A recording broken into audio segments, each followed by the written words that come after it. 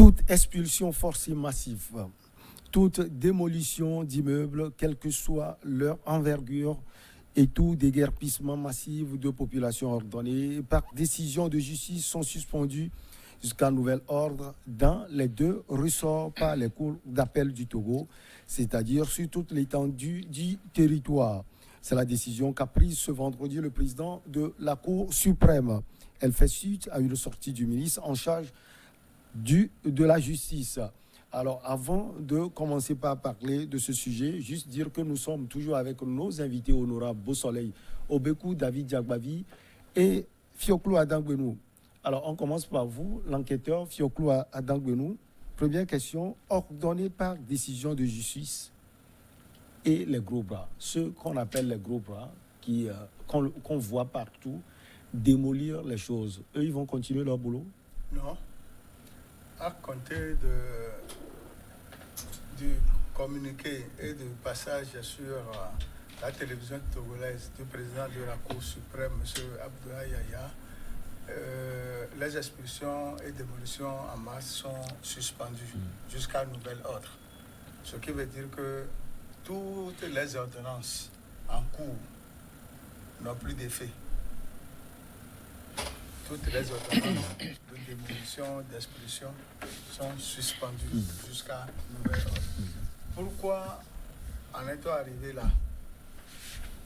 Au Togo, le problème foncier couvre 90% des problèmes des tribunaux. Effectivement. Sur toute l'étendue du territoire. Et dans le domaine, au Togo, la terre appartient aux collectivités. Alors que dans d'autres pays, la terre appartient aux États. Voilà. Ce qui veut dire que les propriétés terriennes sont des collectivités. Et au cours du lotissement, il y a des fois des problèmes. Il y a les chevauchements.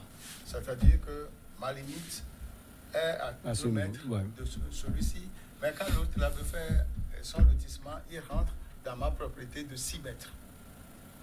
Or, pour délimiter les frontières, il faut un géomètre agréé près de la cour d'appel. Quand le géomètre fait bien son travail, il n'y a pas de problème. Mais ces derniers temps, nous avons les coordonnées GPS qui facilitent ce travail. Et nous avons au niveau de l'État le service du cadastre et des domaines qui sont spécialisés à ce domaine. C'est pourquoi, quand tu veux faire le bornage, il faut les gens du cadastre et du domaine qui font le boulot, vous donnent les réquisitions, quelques mois plus tard, vous attribuera le titre foncier. Le titre foncier.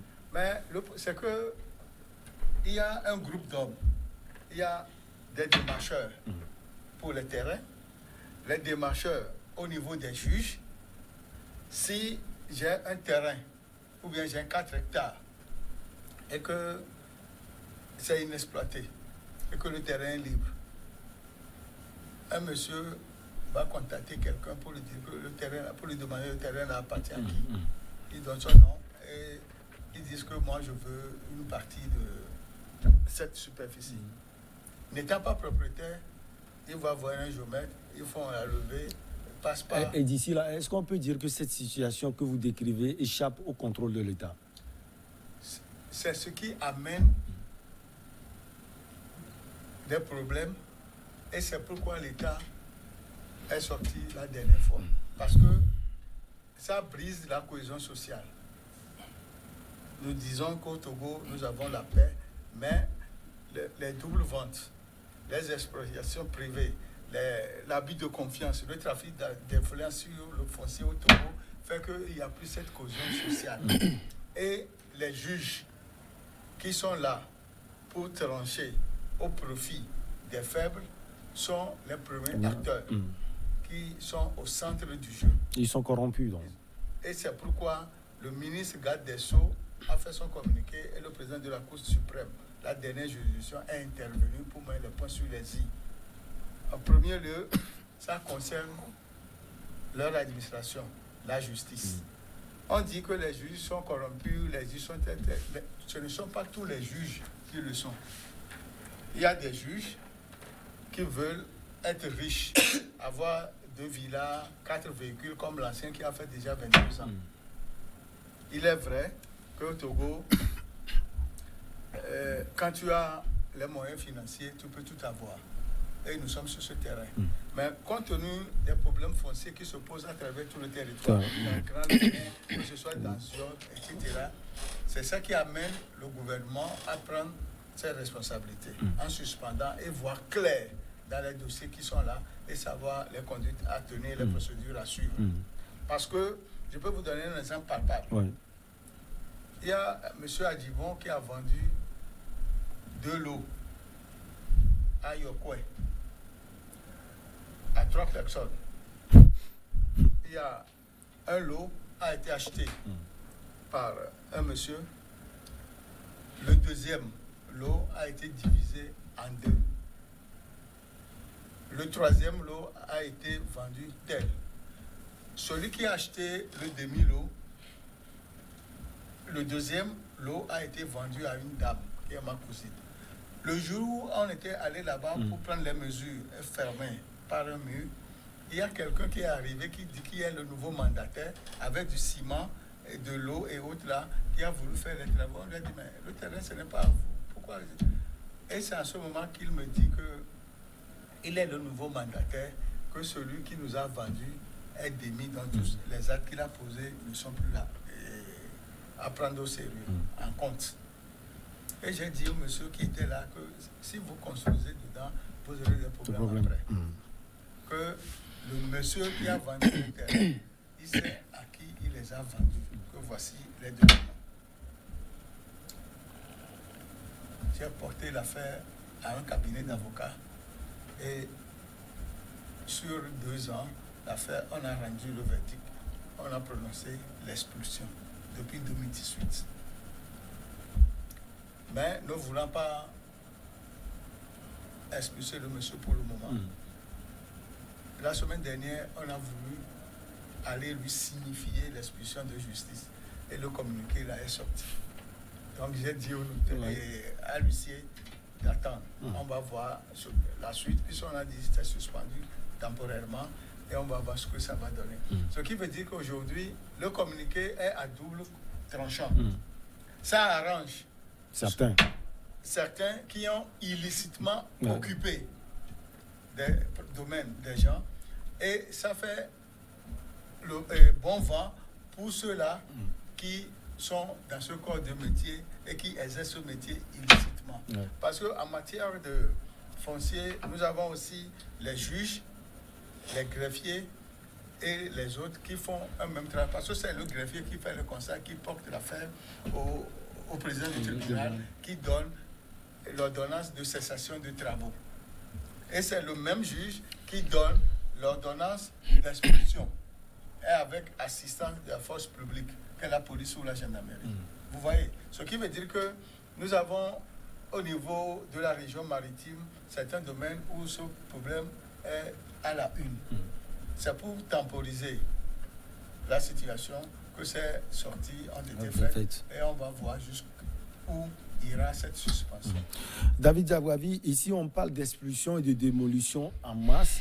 Cela veut dire qu'on parle plus des collectivités. Et tout à l'heure, Fioclo Adangoulinou l'a dit, la terre appartient aux collectivités. Alors, on a des exemples. Ces exemples sont légion. Il y a même au niveau du champ de tir, où il y a eu tout récemment des démolitions. Moi, ma question, est-ce que cette décision va rentrer même dans les oreilles de certains cadors du système ou des gens qui sont bien placés dans la société? Si le juge a les reins solides, comment il s'appelle, Yaya Abdoulaye, que je connais, très intègre, s'il a les reins solides et s'il a tous les pouvoirs à son actif, il peut faire exécuter cette décision-là. Vous savez, le problème foncier au Togo est une bombe à retardement. Tout le monde le sait. Du plus haut sommet jusqu'au Togolais lambda. Aujourd'hui, quand vous achetez un terrain, vous priez 10 fois avant de sortir l'argent. Parce que demain ou après-demain, quelqu'un peut se lever un beau matin pour dire ce terrain que vous avez acheté lui appartenait. Parce que ça appartenait à son père ou à son grand-père ou à son arrière-grand-père. Et le problème se retrouve au tribunal. Et c'est là où vous sortez les moyens dont vous disposez. Sur le cas du champ de tir, c'est quand même assez extraordinaire. C'est vrai, vous vous rappelez, moi je n'étais pas encore né quand le champ de tir avait été cédé selon les informations que nous avons reçues, temporairement à l'armée togolaise. Par l'ancien premier ministre, il s'appelle Gruniski, pour en faire un champ de tir. Ça veut dire que l'État loue une parcelle de terrain et la met à la disposition de l'armée pour en faire un champ de tir. C'était une occupation temporaire. Sauf qu'aujourd'hui, quand vous arrivez au champ de tir, vous n'avez pas accès à cet espace parce que cet espace a été transformé en un espace militaire. Alors, pour passer de l'occupation temporaire à celle définitive, il faut faire combien de temps? Il faut combien de temps? Non, il faut d'abord que les propriétaires de terrain acceptent de vous vendre ce terrain. C'est-à-dire, vous êtes là, vous êtes journaliste, vous avez une parcelle ou vos parents ont une parcelle quelque part, l'État vient vers vous et vous dit, bon, l'état-major ou l'armée togolaise a besoin de votre parcelle pour en faire un champ de tir. Et vous acceptez, ou alors l'État occupe provisoirement ce terrain. Ça, ce n'est pas encore une propriété de l'État.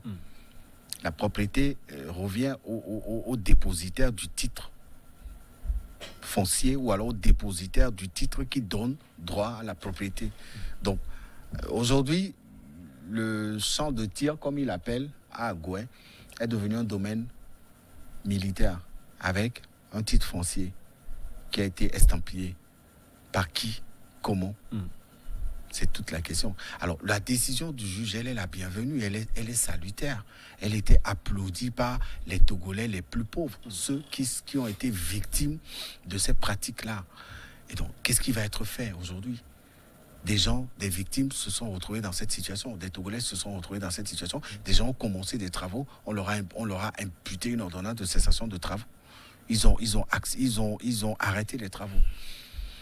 Et quand vous regardez derrière, on vous dit que c'est un haut cadre, c'est un député, excusez-moi, monsieur le député, parce qu'il y en a aussi qui étaient mêlés dans ces histoires.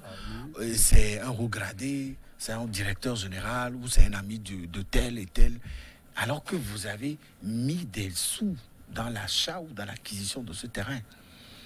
Alors, moi, j'ai été très satisfait par la décision du juge. Sauf que je prie pour qu'il puisse vraiment rentrer dans ce pour lequel les Togolais l'attendent. C'est-à-dire dire la justice et arrêter ces pratiques qui ont fait trop de victimes dans ce pays. Quelle que soit la personne. Quelle que soit votre autorité, quel que soit le titre que vous portez, quel que soit votre rang social, à partir du moment où la justice arrive à prouver que vous avez frauduleusement acquis un terrain, il faut que la justice soit rendue et que ces pratiques cessent une fois pour de bon. Oui, avant de donner la parole au député. Il y a aussi un problème qu'il faut souligner. Quand vous achetez un terrain, celui chez qui vous achetez le terrain, il faut savoir s'il est le vrai propriétaire. Comme toute la collectivité ne peut pas se déplacer, c'est pourquoi on nomme un représentant. Un mandataire. Un mandataire, voilà. Qui est nommé par acte notarié. Et toutes ces actions engagent la communauté. Ouais.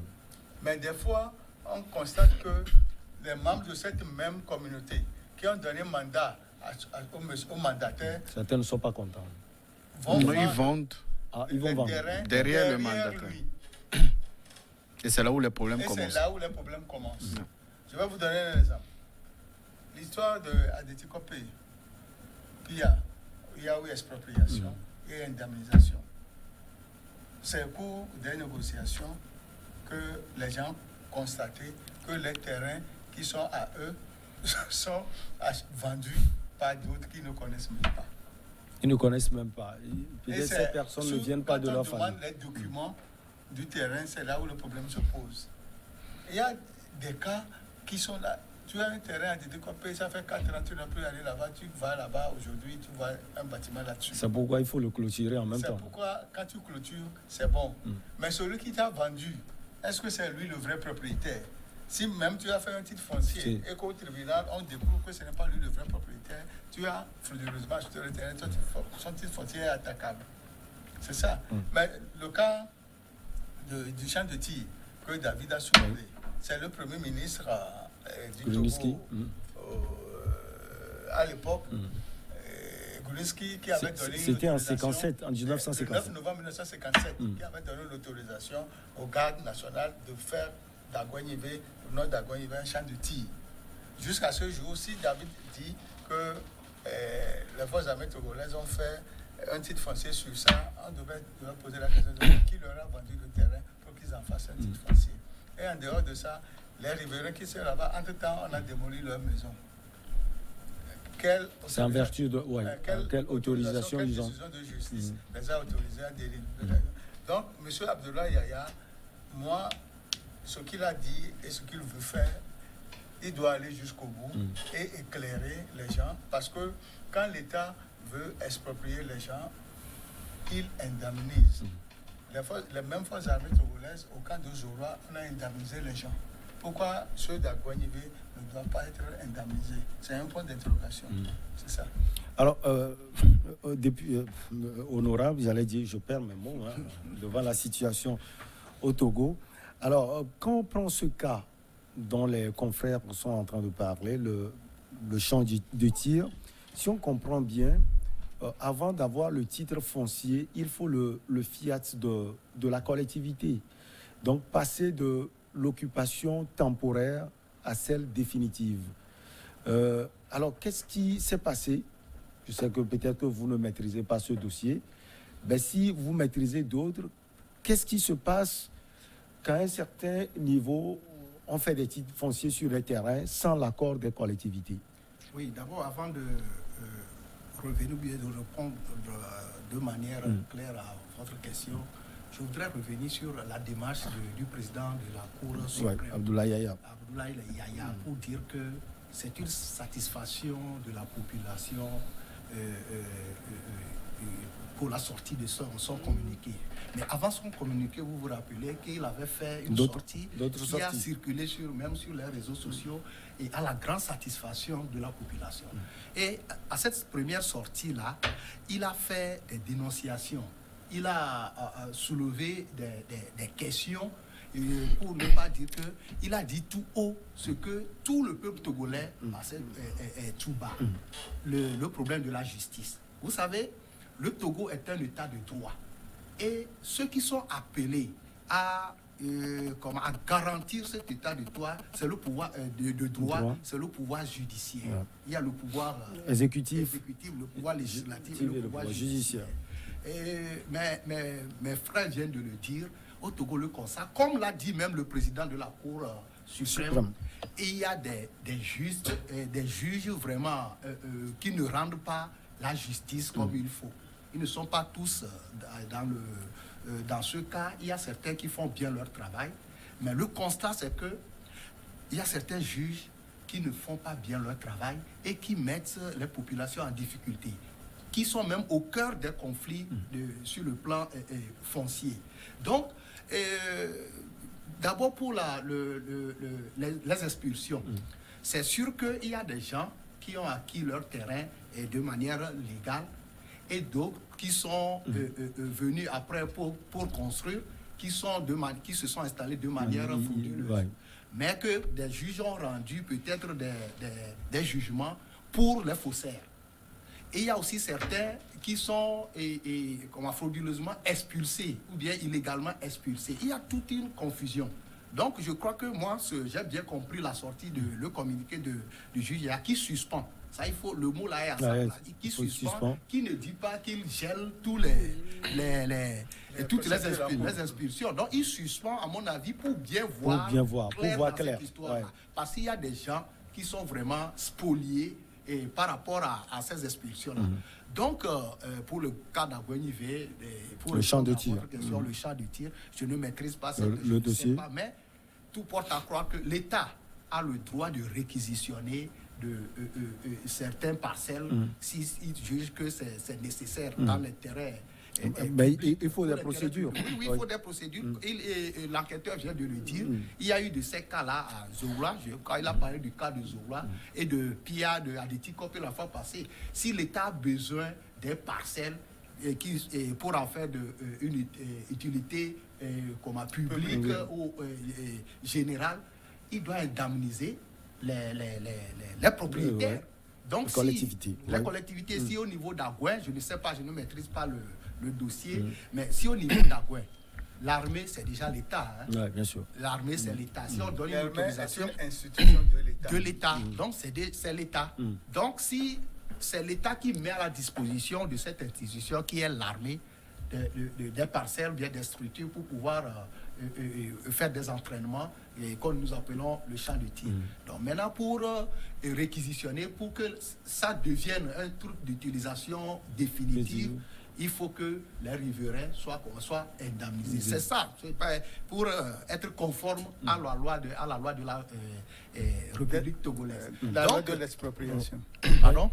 La loi de l'expropriation telle qu'énoncée par l'État togolais. Donc, ce qu'il y a, c'est que nous devons, avec la sortie du juge, du président de la Cour constitutionnelle, c'est une satisfaction générale, mais comme nous le disons, il faut que ça aille jusqu'au bout pour situer les responsabilités, pour arriver à déceler ceux qui sont légalement propriétaires et ceux qui sont illégalement propriétaires pour pouvoir, au bout de cette suspension, pouvoir remettre acquis de droit, remettre un instant, pourquoi?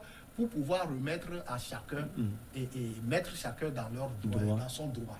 Donc, il faut encourager le président de la Cour constitutionnelle, il faut le soutenir pour assainir un peu cette justice-là. Sinon, si la justice est telle qu'on le décrit chaque fois, on ne peut pas avoir un état de droit solide comme on le souhaite. Vous voulez intervenir. Vous savez, vous subirez la rigueur de la loi si un jour vous vous hasardez à aller occuper une réserve administrative. Les exemples sont là. Cette rigueur de la loi-là, elle doit faire office lorsque les populations sont injustement spoliées de leurs terres. C'est vrai, l'État peut réquisitionner des parcelles de terre pour des œuvres d'utilité publique. Mais payer les propriétaires terriens. Dans le cas de la construction des routes, par exemple, on casse des maisons, on occupe des terrains. On indemnise les gens. Indemniser ces populations-là. Et ça éviterait les problèmes de double vente, de litiges fonciers, etc. Mais à partir du moment où l'État ne paye pas, les Togolais s'inspirent de ce mauvais exemple-là pour l'appliquer aussi. Et sur le cas du champ de tir, qu'est-ce que les propriétaires demandent? Rien d'autre. C'est vrai, l'espace a été occupé. Tout le monde sait pour quel motif, pour donc quelle raison. Ils ne sont pas indemnisés. Mais ils n'ont jamais été indemnisés. Et pire encore, ils ont été chassés de leurs terres. C'est ce qu'on attend de la justice. C'est ce que nous voulons de Yaya. Il y a des dossiers tellement, il y en a tellement partout dans toutes les sphères. Il y a tellement de dossiers relatifs au conflit foncier dans ce pays que s'il peut faire ce qu'il a dit, il aura tous les Togolais derrière lui. En tout cas, ceux des Togolais qui aspirent à une justice équitable. Nous avons besoin, nous avons envie, nous aussi, d'acheter un terrain, de construire et de dormir. Aujourd'hui, beaucoup de Togolais n'arrivent pas à acheter de terrain parce qu'ils ont peur. La diaspora n'arrive pas à acheter un terrain au Togo, n'arrive pas à construire parce qu'elle a peur. Vous achetez un terrain, vous commencez les travaux et quelques mois après, c'est une ordonnance qu'on vient vous coller pour cesser les travaux. Et quand vous regardez, c'est peut-être un gros poids qui, parce qu'il a acheté un terrain à côté de vous, ou alors il cherche à acheter votre terrain, il va manipuler les juges. Et ces juges-là aussi, c'est des êtres humains, il faut qu'ils comprennent. Il y a une punition divine qui existe sur cette terre. On a vu des juges qui sont morts dans des conditions incompréhensibles. On n'a jamais compris. Il est temps, en tout cas, que la justice togolaise soit aux côtés de la population la plus pauvre, celle qui se bat tous les jours pour acheter un terrain. Et il faut que l'État aussi accompagne à travers des prises de décision aussi responsables que celles qui ont été prises par le juge Sani Yaya. Le juge de la Cour suprême, Abdoulaye Yaya. Il y a de cela aujourd'hui 26 ans que le terrain existe et le monsieur est un officier supérieur. Est un sous-officier et son patron est un officier supérieur. C'est le sous-officier qui a trouvé le terrain, en a parlé à son patron et il a fait un prêt pour acheter le sien. L'officier aussi a payé la deuxième partie. 18 ans plus tard, un ancien ministre togolais a fait le titre foncier sur la parcelle du sous-officier.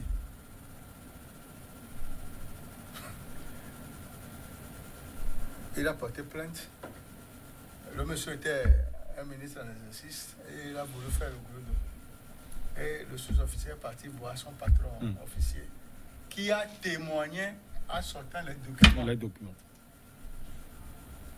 On a posé la question au ministre, comment est-ce qu'il a fait pour avoir ça? Quand il est allé au cadastre et au domaine, il n'a pas vu que c'est le terrain déjà occupé. Et ce titre foncier a été invalidé. Ce qui veut dire que quand on parle des juges, on doit parler aussi de ceux-là qui établissent des faux titres fonciers. Ouais. Puis au Togo, nous savons que quand il y a réquisition, il y a la publication au niveau devant la justice. Et il y a des gens qui ne sont pas au courant, qui ne vont pas regarder. Il y a la diffusion au journal officiel du 1er et du 16 du mois. Les gens ne savent pas le rôle du journal officiel. Et c'est après qu'ils constatent que le domaine qu'il occupe a un titre foncier. C'est ça. Et au Togo, l'antériorité de l'achat joue aussi un rôle. Si j'achète un terrain en 1976 et l'autre l'achète en 2017, le juge même n'a qu'à voir. N'a qu'à voir. Parce que les témoignages jouent un grand rôle. Si ce sous-officier n'avait pas son patron en vie et autres là, avec la poursuite de ministre, vous voyez ce que c'est. Donc tout ça, M. Abdoulaye Yaya a voulu régler les problèmes quotidiens des Togolais dans le domaine foncier. Mais, comme l'a dit David tout à l'heure, quand le simple larron occupe une réserve, l'autorité vient détruire. Le chassé casse son immeuble. Maintenant, là où l'État doit aux citoyens lambda, il faut que l'État aussi répare, fasse des réparations en indemnisant les gens. Parce que les gens ne disent pas, par exemple, au champ de tir, ils ne disent pas nous voulons notre terrain. Vous avez des indemnités. Pour nous, il faut nous indemniser. Et l'État a les moyens pour le faire. Merci beaucoup à vous. Avec vous, on a parlé du Soudan où l'actualité évolue en général, dissout les organes de transition et décrète l'état d'urgence. On a également parlé du Mali, des émissaires de l'ONU à Bamako pour exiger le retour à un pouvoir civil. Nigeria attaque de prison 575 détenus en fuite. Et on a terminé par le Togo, litige foncier. La Cour suprême suspend temporairement les expulsions et démolitions en masse. Merci beaucoup à vous, honorable Beau-Soleil Obekou. Vous êtes président de l'association Togo pour tous et député à l'Assemblée nationale. Ça a été un plaisir de vous avoir sur ce plateau. C'est tout le plaisir ici. Le plaisir est partagé. Merci également à mes chers confrères David Jagbavi de togosite.com. David, merci pour la disponibilité. Merci beaucoup, Michel. Je voulais profiter pour faire un clin d'œil rapidement à notre confrère Dimas, de l'endroit où il est, de lui rappeler que toutes nos pensées vont vers lui et que, avec la grâce de Dieu et la rigueur de la justice, ou alors l'indépendance de la justice, sa situation pourra être définitivement résolue dans les jours à venir. Bonjour à vous, Dimas Dikodo. On pense à vous. Merci. Enfin, à Fioclou, à Danglenou, directeur de publication de l'Enquêteur, doyen. Merci beaucoup. Oui, merci pour l'invitation. On vous dit également infiniment merci. On se retrouve la prochaine fois, toujours avec le même plaisir. À très vite.